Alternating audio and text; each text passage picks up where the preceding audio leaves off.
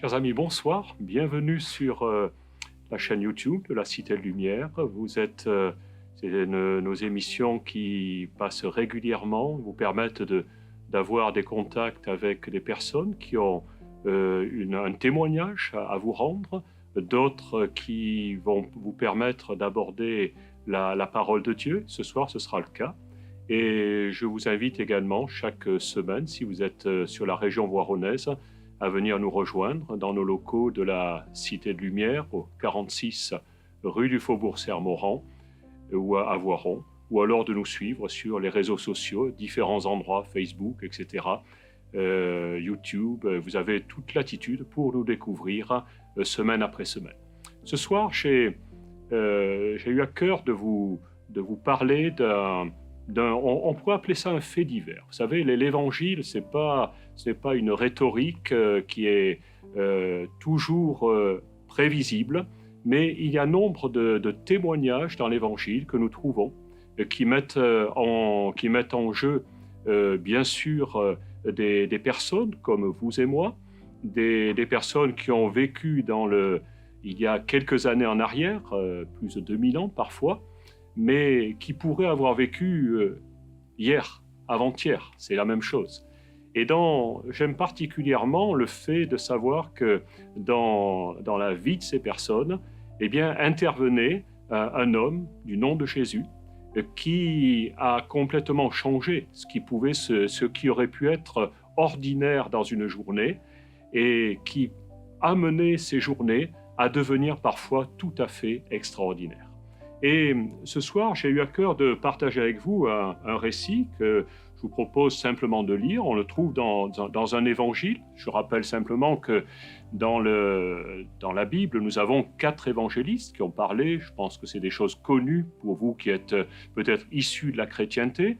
Si vous n'êtes pas, vous pouvez bien sûr vous procurer une Bible dans toutes les bonnes librairies, vous en trouverez et vous pourrez ainsi découvrir un peu mieux ou alors suivre nos émissions et vous serez mis en contact avec donc cette parole de Dieu, les Écritures, qui vous amèneront à connaître un peu mieux ce Jésus qui non seulement a vécu, mais j'ai envie de vous dire ce soir, et c'est une vérité, qui vit encore aujourd'hui.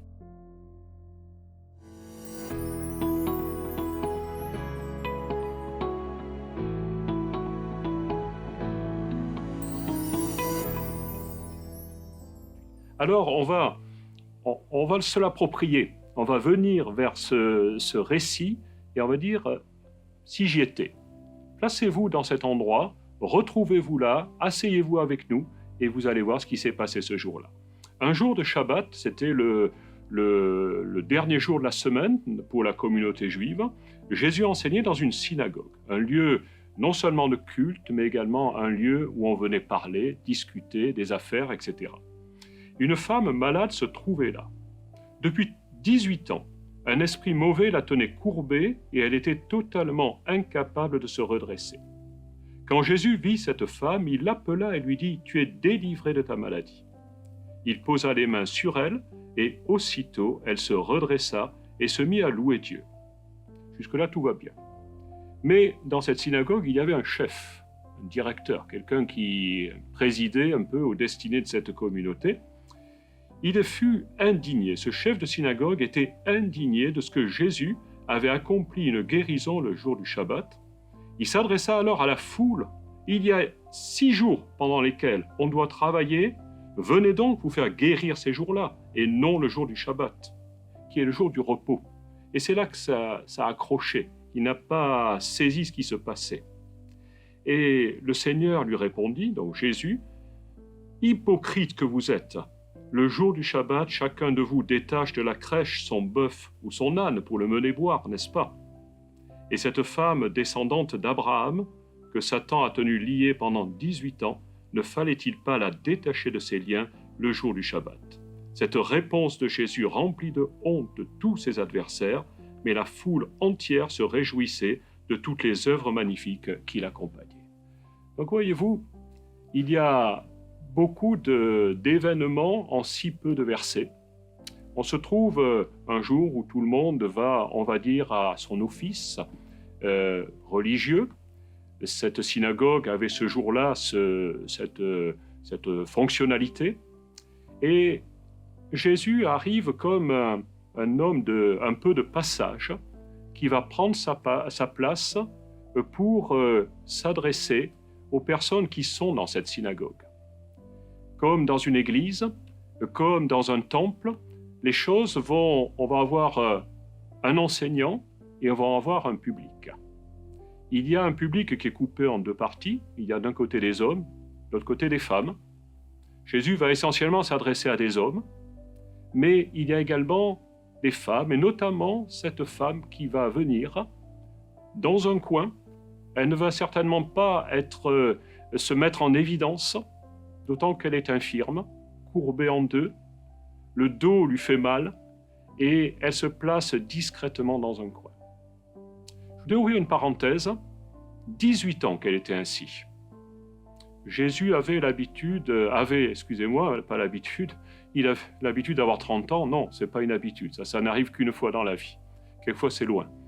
Et Jésus avait 30 ans à ce moment-là. 18 ans avant, que faisait-il, Jésus? Une question, peut-être avez-vous une réponse. Moi, je me suis posé la question, qu'est-ce qu'il faisait 18 ans avant? 18 ans avant, Jésus était dans le temple. C'était un enfant, un jeune enfant. Ses parents l'avaient oublié. Il ne s'était pas aperçu qu'il n'était pas dans la caravane qui les ramenait jusqu'à la maison. Jusqu'à la maison qui d'ailleurs était proche de ce lieu où Jésus se trouvait à ce moment-là.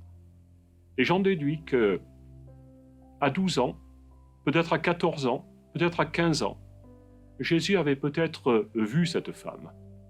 Il s'était dit, mais cette pauvre mamie qui vient, qu'est-ce qui lui est arrivé? Il n'était pas intervenu, il n'avait rien fait de particulier, et pourtant, peut-être aurait-il pu faire quelque chose. Peut-être lui a-t-il prodigué des paroles de sympathie. Je ne peux pas croire que Jésus était indifférent. Mais simplement, jusque-là, jusqu'à ce jour mémorable, rien ne s'est passé. Mais ce jour-là, c'était son jour pour cette femme. C'était le jour où cet enseignant dans la synagogue, peut-être qu'elle ne connaissait pas Jésus sous cet aspect-là, mais peut-être le connaissait-elle. Et lorsqu'elle est venue comme les autres fois, peut-être. Il y a beaucoup de peut-être dans ce que je dis, parce que tout cela ne nous est pas rapporté. Luc, l'évangéliste qui relate ce récit, qui n'était d'ailleurs pas un des disciples de Jésus, mais simplement un homme qui observait, un homme attentif. Au passage, il était médecin. Il a été un peu le reporter de Jésus, dans ce cas. Il a été le reporter de l'apôtre Paul plus tard. Il est resté à ses côtés, certainement pour l'aider, pour le soigner, peut-être pour lui prodiguer des soins et des conseils. Mais ce jour-là, il était attentif, il regardait ce qui se passait. Et il a vu Jésus qui a commencé à dérouler un rouleau, comme c'était la coutume à ce moment-là. Et à un moment, il s'est adressé à un tout autre public. Une seule personne. Femme, tu es guérie de ton infirmité. C'était inattendu. Et qui plus est, il a fait approcher cette femme, où il est allé même vers elle. Il a posé sa main sur elle. Et cette femme, à ce moment-là, s'est redressée miraculeusement. C'était le jour de sa rencontre avec Jésus. Jésus est venu vers elle et elle n'a pas refusé cette approche. Elle a su que c'était pour elle et elle a cru simplement. Ça a été terminé. Il nous a dit qu'elle était victime, on ne va pas rentrer dans ce détail, d'un esprit mauvais qui la tenait. Quelque chose qui était plus fort qu'elle, qui l'empêchait de se redresser, l'empêchait d'être libre et à nouveau heureuse. Et ce jour-là, les choses ont radicalement changé. C'était une femme qui était ordinaire, mais ce jour-là, elle aussi est devenue extraordinaire. Ce jour-là, le chef de la synagogue est lui aussi devenu extraordinaire, mais d'une autre façon. Dans la mesure où ce qui aurait pu, je ne sais ce que vous en pensez, vous qui êtes devant votre écran, mais moi ça me fait du bien de savoir qu'une mamie comme cela, c'était peut-être d'ailleurs pas une mamie, peut-être elle était plus jeune que ce qu'on peut le penser, mais cette femme qui était insignifiante, d'un moment à l'autre, a retrouvé une vie qui était normale. Est-ce qu'il est normal d'avoir, de simplement pouvoir regarder le sol et de ne même pas voir le ciel? De simplement marcher courbée, c'est sûr qu'elle passait partout, elle n'était pas très haute, mais en même temps, quelle peine, quel handicap. Et à ce moment-là, il y a eu divergence. Jésus a fait cela naturellement. Pourquoi l'a-t-il fait? Parce que c'était le moment de le faire. Il avait certainement reçu cela et il savait que ce jour-là, il se produirait quelque chose dans la synagogue. Peut-être l'a-t-il su à ce moment-là uniquement. Et cette parole d'autorité qu'il a prononcée a fait la différence. Je ne sais pas. Mais il a donné cette parole, elle s'est accomplie. Il a posé sa main sur cette femme pour lui communiquer ce qui venait non pas pas que de lui-même, mais également du royaume des cieux, de ce qu'il voyait faire au Père, comme il l'a dit à certaines fois. Dieu est son Père, et il a accompli cela dans ce sens, mais ça tout a changé. Et ce chef de la synagogue, qu'est-ce qui lui arrivait? Est-ce que ce jour-là, il avait mal digéré? Est-ce qu'il avait un problème? Pas du tout. C'était un homme qui était droit. Et il savait très bien que ce jour du Shabbat était un jour de repos. Il connaissait les commandements, ce qu'on appelle les 10 commandements, les 10 paroles, comme on veut les appeler. Et ce 4e commandement, qui était « Tu observeras le jour du Shabbat ».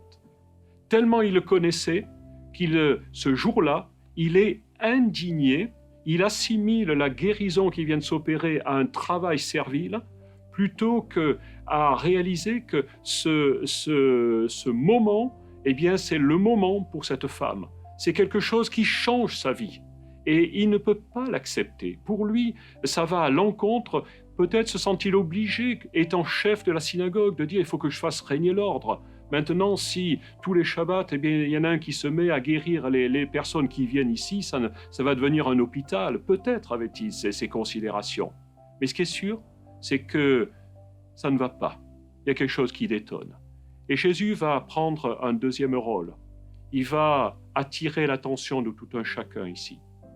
Il va dire, vous avez à la maison du bétail, c'est une société qui était très agricole à ce moment-là, et peut-être qu'aujourd'hui on pourrait dire, je ne sais pas, si vous vous levez le matin et que vous voyez que le feu brûle dans votre hangar, qu'allez-vous faire? Est-ce que vous n'avez pas le droit d'aller chercher un seau d'eau, d'aller appeler les pompiers, je ne sais, pour éteindre cet incendie? Bien entendu qu'il faut le faire. Bien entendu que ces hommes de cette époque allaient naturellement aller donner à boire à leur bétail, si le bœuf tombait dans un trou, ils allaient l'en sortir, etc.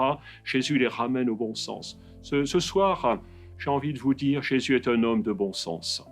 C'est quelqu'un qui n'a pas, comme il va le dire à un certain moment, le Shabbat a été fait pour l'homme, a été fait pour que l'homme soit heureux. Ce n'est pas quelque chose qui doit être servile.